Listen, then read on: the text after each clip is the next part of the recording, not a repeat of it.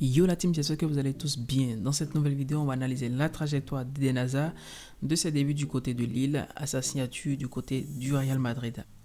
Même si son nom n'est que peu cité à côté de celui de Cristiano Ronaldo ou encore Lionel Messi, aussi on manque de voir le joueur sur le podium de récompense des meilleurs joueurs tels que le Ballon d'Or, Eden Hazard n'en demeure pas moins l'un des joueurs les plus talentueux de sa génération.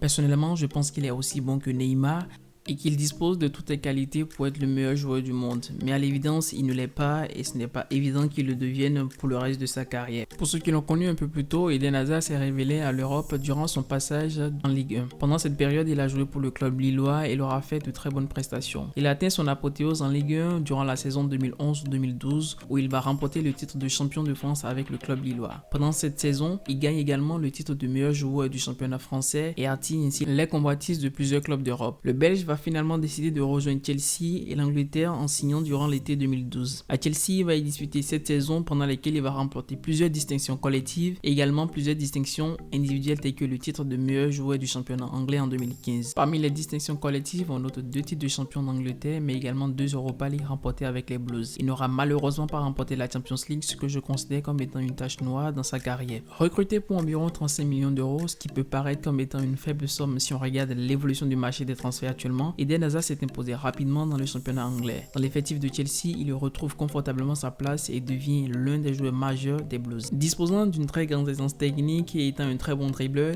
Eden Hazard était la superstar de Chelsea.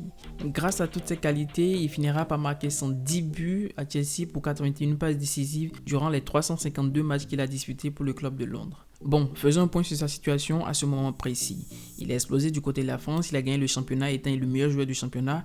Il vient en Angleterre, il gagne des titres avec le club de Chelsea, il est élu meilleur joueur de la Premier League. Là, il a besoin d'un nouveau challenge. Et ce challenge, il va l'obtenir du côté de l'Espagne avec le Real Madrid qui vient le chercher du côté de Chelsea pour 150 millions d'euros à l'été 2019. Tout ceci, bien évidemment, avant l'arrivée de ce virus, ce qu'on appelle le coronavirus qui nous a tous mis en confinement. Il fallait que je le dise, je l'ai dit, on peut maintenant continuer la vidéo. Donc voilà, le diable rouge n'est plus blues, maintenant il est blanc. Ça fait quand même beaucoup de couleurs dans une même phrase. Il est venu du côté de Real Madrid pour remplacer le départ d'une légende vivante, Cristiano Ronaldo, parti du côté de la Juve. Il est annoncé comme étant une superstar, remplaçant de Cristiano Ronaldo, et sera celui qui doit normalement porter le club de Real de Madrid ou ne serait-ce que porter l'attaque du Real Madrid. Seul bémol, depuis son arrivée au Real, Eden Hazard n'a pas joué beaucoup de matchs et ses statistiques restent loin de ce qu'on peut attendre d'un joueur de son niveau. En effet, depuis son arrivée du côté de Madrid, le Belge n'a délivré que 4 passes décisives et marqué qu'un seul but en plus de 20 rencontres.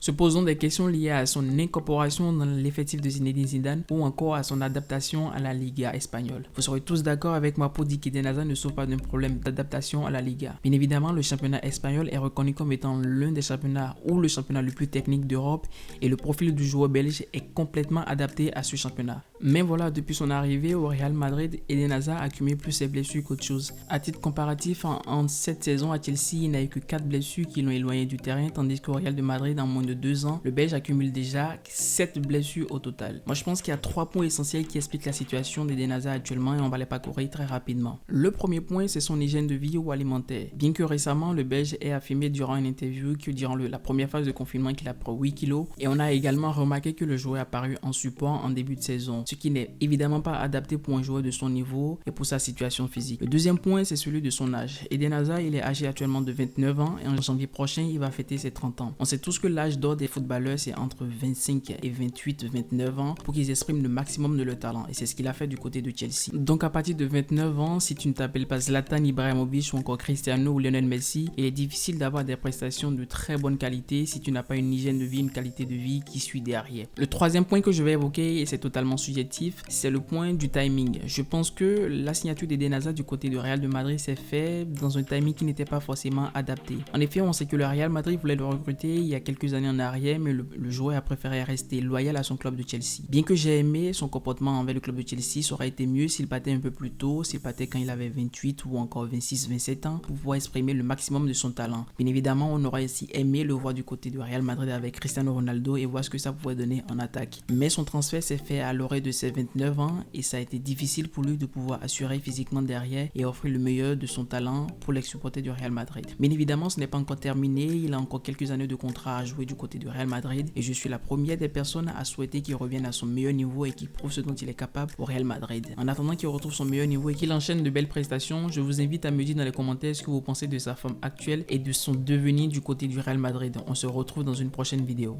Like, abonne-toi et partage.